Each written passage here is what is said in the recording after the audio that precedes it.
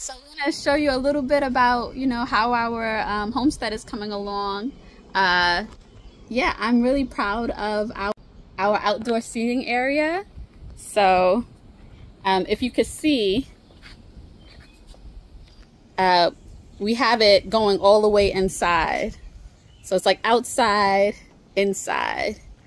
And so, yeah, Mike built it. And then I did the cushions. Don't you love the fabric? Don't you love the fabric? I love, love, love the fabric. And so, I mean, that's the thing, like, and so I think for us, this is one of the ways that like for my definition of homestead, like, it's not just about having a whole bunch of land. It's about like self-sufficiency, like, being able to like, I don't know, yeah, self-sufficiency. Like a thing like this would have cost us, like, I've priced it out. It was like thousands of dollars. And, yeah, I picked out the perfect fabric. Mike customized it. And all it took was our labor. Yeah. Well, and a little money, but way less money. Yeah, a little, yeah, money for the raw materials. Yeah, way less money. Yeah. And the labor. But like, for me, like, that's the whole point of like a free life, right? Because if our labor was being exploited somewhere else, we wouldn't have really had the time and energy to spend on creating something that's going to bring us so much joy. So I think even if your labor is being exploited somewhere else, finding little ways to do things like this where you can like have this reminder of like what you're capable of or what's possible. I think in fact it probably becomes even more important because you're spending so much time and energy giving to probably a company or organization that doesn't really value you or doesn't fully value you. And so like being able to see reminders in your day-to-day living of like, oh, I made that, I built that, it reminds you that you're capable of creating and that you're it just gives you, it's like affirming, it affirms like that your presence is beyond just like what can be taken away from you, like what's being taken away from you in terms of time and energy, so. We came inside because it's so oppressive out there. We've been hard at work at like building our urban homestead. Mike has been doing a lot of the physical labor, but I've been contributing. Yeah. Our biggest project. Well, not our biggest project, but the project that I'm most proud of is like we worked together to like build out our big sectional, big sectional. So yeah, so we now have a outdoor seating area on our deck, and yeah, working on getting the garden together so we can actually grow food on the deck and yeah. Yeah, so it's coming together. It's looking really good. A while ago, I think we like really both wanted to like bring the outdoors in, like live in a house where our house was like incorporated the outside. I think we talked about this like. Yeah, and I think when we just were traveling like internationally and we would visit houses and they had a very like indoor-outdoor feel, so you would walk out of a room into like a covered area. It'd be like a living room, but it's like missing a wall, and we just like the feeling of that flow of being able to be inside and outside but still at home. Yeah, so we've taken what we had and figured out the best way to integrate that into our home. Yeah, I mean, I love being outside, and I feel like the more I'm outside, the more I want to be outside. Like, I'm excited about being able to actually sleep outside. Over this summer, now that our deck is like is getting to a place where we could actually do that, I'm looking forward to like sleeping out here. I told Mike that, and mean, that's fine. Like the mosquitoes are relentless for me, so that's all I think about is just getting bitten up all night. It doesn't sound like a fun night of sleep, but yeah, I mean, it's nice to be out with the breeze and yeah. So the biggest thing we've done with this house was just like put in we took down a wall and put like these glass windows. And so that's what's really contributing to like us being able to like, you know, like have the outdoor in. So I've been super excited about that. Yeah. It's an endless list of projects to do. And I guess we'll share those as we do them. We just finished putting the first phase of like water catchment. So now rainwater tanks attached to a shed that I built. So that's comforting to know that when it rains, we're actually collecting water now. And, you know, especially given what recently happened in Atlanta, and you have last year, I think Jackson, Mississippi and Flint, Michigan still don't have clean water. It's just American infrastructure is kind of crumbling, and we just want to have just like water for gardening. It's better than the tap water that has all the, you know, cleaning that's been done to it. And then just in case of emergency, have, you know, a bank of water for emergency situations. Yeah, so I mean, I don't think we're like, you know, the quintessential like preppers, but we are like, you know, trying to like, you know, make sure we are covering our bases and, you know, make sure that we're pursuing a free life. So that's actually been my new mantra this year. And yeah, so I wanted actually to talk a little bit about that. So, you know, personally, Mike and I, we have our projects together, but we have worked on some separate things. Mike just put out a great new video. You want to share? Yeah, so I launched a YouTube channel where I'm offering like my thoughts, insights about, you know, particularly like, you know, current events, current struggles, our current collective struggle against oppressive regimes, systems, institutions, particularly focused on the Black community, but really highlighting issues that affect a broad base of people. And right now, a lot of people are feeling this kind of call to step up and stand up against injustices that are happening in the world. And so in my most recent video, I created a list of like 6 keys to actually building a life where you can actually be a practical like danger to oppression, right? Where you can actually set yourself up, align yourself up with your values and live a life that makes a tangible impact on fighting for justice and fighting against oppressive institutions and systems. The channel, you can look up, and we'll put a link in the description, but you can look up Just Mike DTL. If you put in YouTube at Just Mike MIC DTL, you'll find a link, and the name of the channel is Drawing the Line with Just Mike.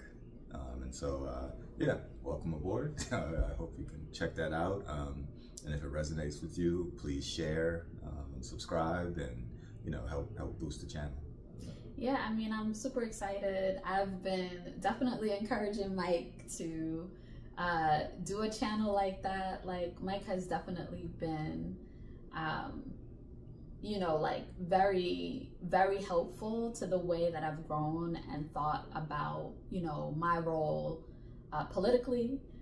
So it was it's been some fire episodes, and I guess, you know, I have to say that, right? Because and you're completely unbiased. Yeah, in my unbiased, objective opinion.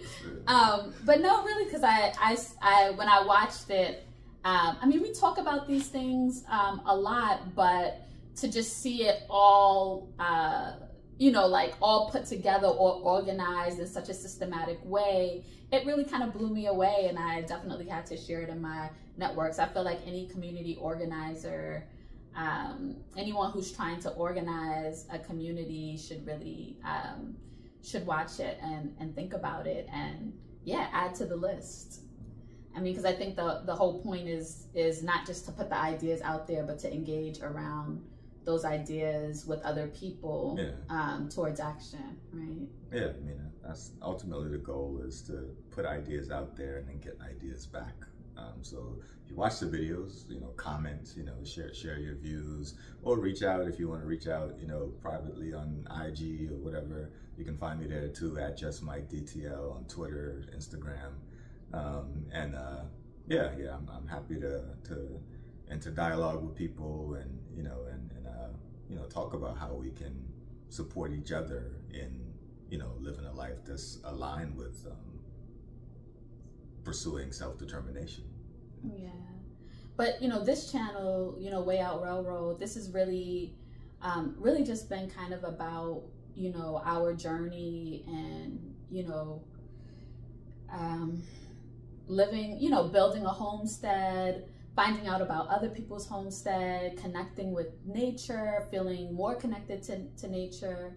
And, we're on a part of the journey where, we're building out our own urban homestead. So what does that look like? Especially for us, when most of the places we've been to have been kind of more rural. So like we're like plotting a chart forward. Did I say that right? Plotting charting a course. We're carving out a lane, I guess. Yeah, we're carving out a lane. Blazing a trail. Yeah, blazing a trail. Yeah. And so that's what Mike's been up to. And for me, so if you've been watching this channel, I've been doing like I'm in the mid-year of Energy Out 2024, and I was doing like the running posts. After my run, I would just kind of talk about whatever came to my mind, and I've been doing that, but lately my mind hasn't been clear, and so I haven't done it as frequently, and I think that like I mentioned in some of my last posts, I think that my mind isn't clear because I'm just kind of working something out subconsciously or spiritually, and so I'm finding myself needing to be a little bit more quiet after the runs, like really just kind of enjoying the walk home, listening to the birds, listening to the rustling of the trees, and listening to my inner voice. So yeah, I tried it, it was a New Year's resolution, and I was trying to commit to that, but I really do feel like I'm being called to take some energy in, and I guess that's how it works sometimes. It's not just putting energy out, it's also taking energy in, and so I guess I'm going through a little phase right now with that, but whereas Mike is now just embracing his new persona of just Mike, I've definitely been embracing my new persona of free life. So I don't know, like Asha actually means life, and I've really been just thinking about how I am creating a life where I can be I can show up as my full self in all spaces. And sometimes, like that means being brave and being yourself in any space. But also sometimes what that means is just choosing or selecting to be and only in spaces where I can show up as my full self. Yeah, I mean, I think I guess that's how I look at, the channel I've started it's an exercise in being my full self. Like I feel like outside of like at home with us talking, there aren't that many people who I talk to these days who are up for the kinds of conversations that I feel like most prevalent in my mind, looking at society and how we can shift society and so starting the channel was for me it's a way to really embrace and share and hopefully connect with people who are aligned on that same kind of wavelength, of looking at the world the same way, and who value the same things, find the same things as pressing issues.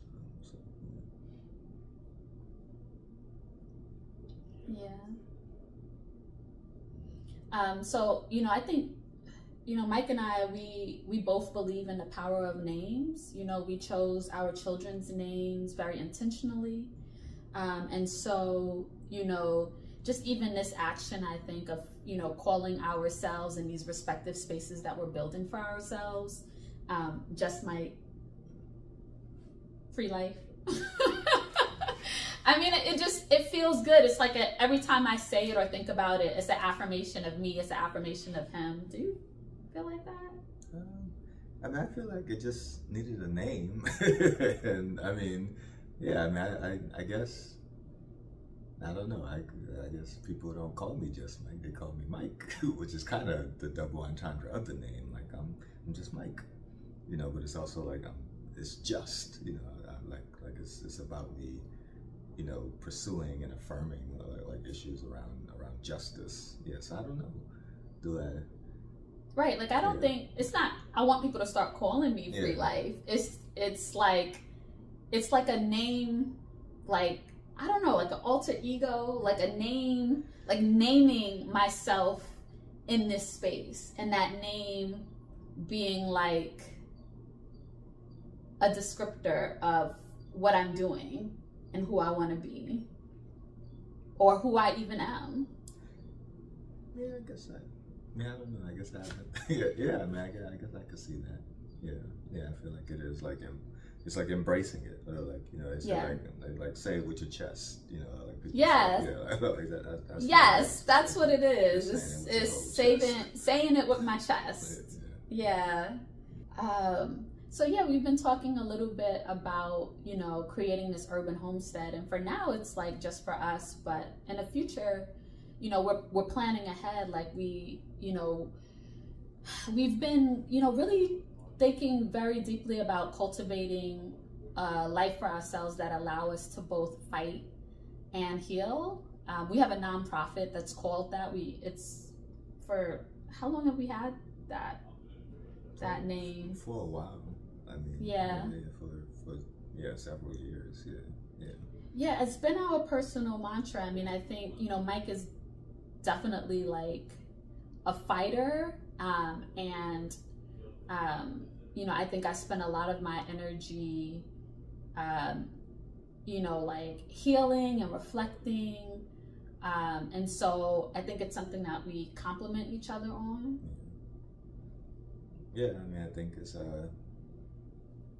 you know, the things go hand in hand, essentially. You know, if you're going to fight, then you're going to take punishment, you're going to get hurt, you're going to have damage that you need to tend to, you're going to have to, you know, like regroup, reset, rebuild, you know. And so, like, if you are fighting, then you have to heal. And then I also think if you're on a healing journey, you can't just sit and heal, you know, like you also have to be engaging in things that bring adversity to kind of like break you down a bit, so that you can, you know, see where it is that you need to grow, where it is that you need to heal. And so, like, you know, the two kind of go hand in hand. Yeah, I remember someone commented on one of my running posts about, I think I talked about Fight and Heal, and she wanted to know more about that because she was in a healing space and she kind of viewed fighting as something negative, like, and she didn't want that kind of negative energy in her space. And I could remember maybe a time in my life where I would have thought that, you know, where I would have seen fighting as, you know, like something negative or just something you wouldn't want to do. And I don't think it's something you necessarily want to do, but it's necessary towards growth. It's necessary towards getting, but even maybe the act of fighting, there's growth in it. So I mean, I guess the way I look at it is like people have different predispositions. It's like people are just, you have fundamental, I guess, leanings, and some people are kind of like born to be more on the fighting side, and some people are born to be more on the healing side. And I think like that affects what balancing actually even means, right? So I think when you talk about fighting and healing and finding balance, the balance is not the same for everybody. And in addition to just like you can go through different phases in life, you also can just have different predispositions where like you are more at home in one space than in another. Like I mean, I think about like the symbol of like yin and yang that most people are familiar with, the circle with the two like swirling, the black and the white.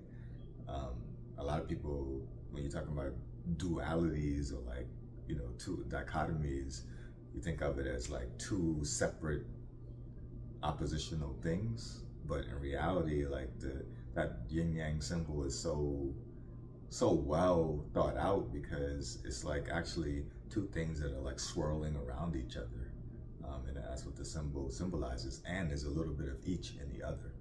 So there's a black dot inside of the white space, and there's a white dot inside of the black space. And so it's like, it's letting you know that like the things are interwoven, and there's a movement that is dynamic.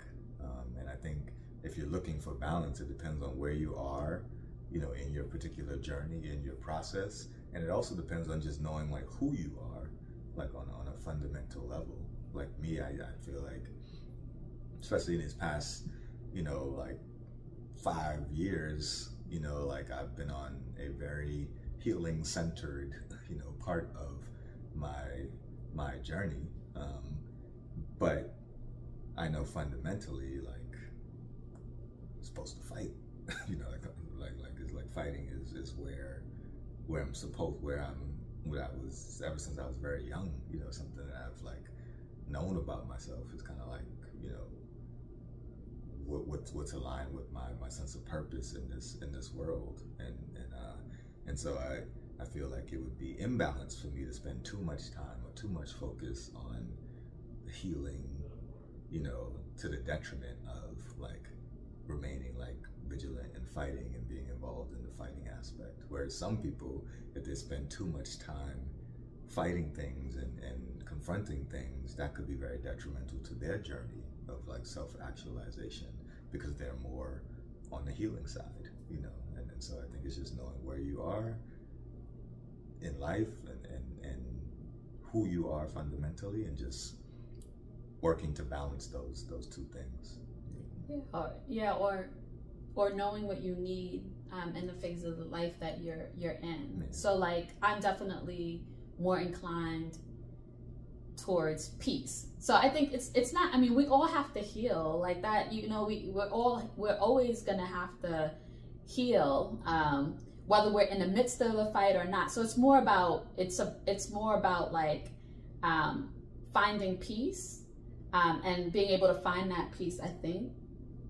I guess it's like, in order to find that peace, I had to learn that sometimes you do have to fight. It can't just be, I think like MLK called it negative peace, where it's just like kumbaya, or you know what I mean, like sometimes if you really want justice or you really want things to change, like you have to like you have to fight to get towards that peace. But in order to fight and continue to fight and have that fight be productive, you have to heal. That's the saying, I don't know who said it, but it's like there's a kind of peace that can only be found at the other side of war. And it's like, there's sometimes you have to go through some things. You have to like actually walk towards the conflict in order to like make it to the other side, to like a particular place.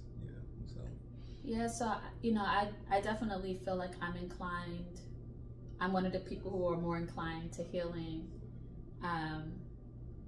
you know, and Mike, you would say you're more inclined to fighting. And I think that, you know, we kind of complement each other in that way where we kind of push each other to have a better balance.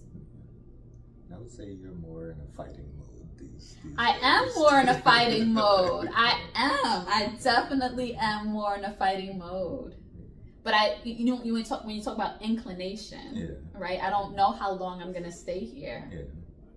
Yeah. I mean, we go through. We're all in our process, and I think that's why things are often presented in these dualities, because it's like you're not just one thing, and then you have to know when to lean into one thing and to lean away from another. And all of it is a part of your process of like growth and just your journey towards like being a better version of you. Yeah. And you know, I think people talk about, you know, like surrounding yourself with like-minded people, but I also think, you know, sometimes you also need to like have in your life people who can help balance you. So yeah, I mean, I find it interesting when I think about the ways, you know, like Mike has pushed me to fight. So can we talk about that? Can we talk about like the ways that like I have pushed you to heal and you have pushed me to fight? Yeah, I mean, I think one is just like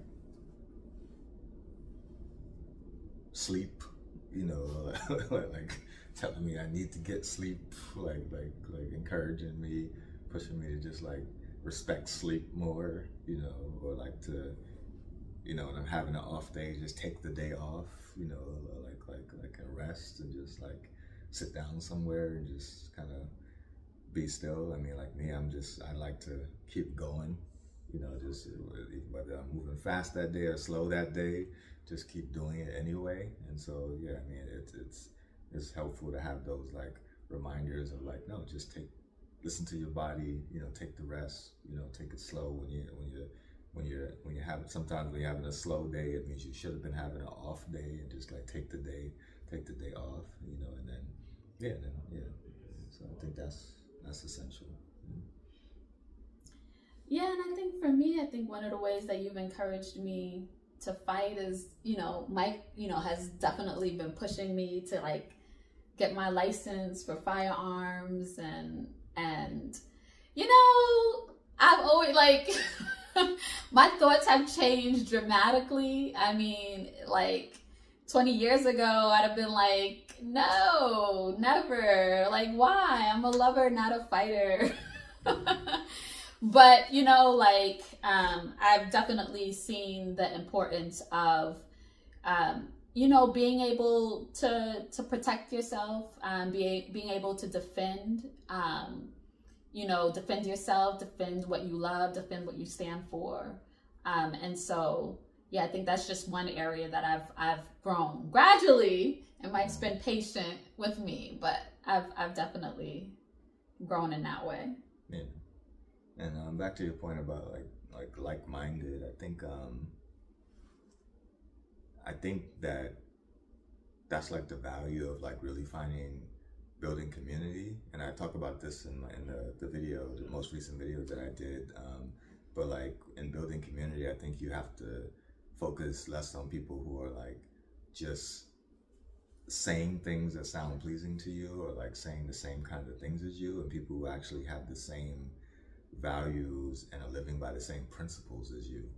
And with that, if you seek people out based on their values and principles, like the things that are important to them, and like just like the way that people go about doing things, you're going to naturally encounter people who are aligned in that way, but who think about the world in a different way than you, and can help like push you in ways that you may need to be pushed, and can help, you know, like expose you to looking at the world from a perspective that you hadn't before. And so I think I guess that's the difference between like finding like a choir and finding a community, right? Like, so you don't want to just isolate. You're essentially isolating yourself if you put yourself in an echo chamber and only communicate with people who like are pretty much like you.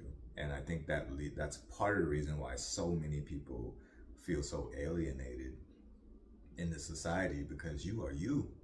There are just so few people who are just like you, who are thinking the way that you think. And that is what makes you of value to a community. But along with that comes you having to like engage people and deal with people who may have different ideas, or who may want to do things a slightly different way. And that's yeah, I think like that's important for being a human, really, you know, for really recognizing like who you are, like building on your personal self, but doing that in the context of a collective self. Yeah, I mean, that really resonates with me because yeah, you know, I have been really looking to like connect with people who are active, like politically active, and that's because like I was saying, like knowing where I need to grow. And so like I've reached out to some different local organizations, and I'm just trying to find out more like where I fit in, what organizations would like help me to grow in the way that I want to grow. And so there was one organization, and I went to their orientation, but they talked about how they were less focused on like direct action and more focused on like political education and, you know, talking about things. And I think that was great. You know, that's great. Political education is super important. And people who are in that phase of life to help them grow need that. But for me, I knew immediately, like, that's not where I am. Like, I am in a fighting mode. I need to be with people who's going to push me to grow in that area. And so like I've found another organization, and they're completely focused on like direct action. And a lot of them have that like fighting in your face spirit. And that doesn't come natural to me. But I know that my spirit is telling me that is where I need to be right now. Like that's the spirit that's like growing inside of me. So even though it's a little uncomfortable, it's also it's a way that I'm pushing myself, you know. So I am a pusher in like growth in both me and people around me. And so I know there are things that make me a little uncomfortable, but I need to push through it. And in order to do that, like I need to surround myself with people who, you know, are comfortable with it, who, you know, who can help me grow what it is I need to grow to be a better balanced person. Yeah. I'm Free Life. I'm Just Mike. And this is Fight and Heal.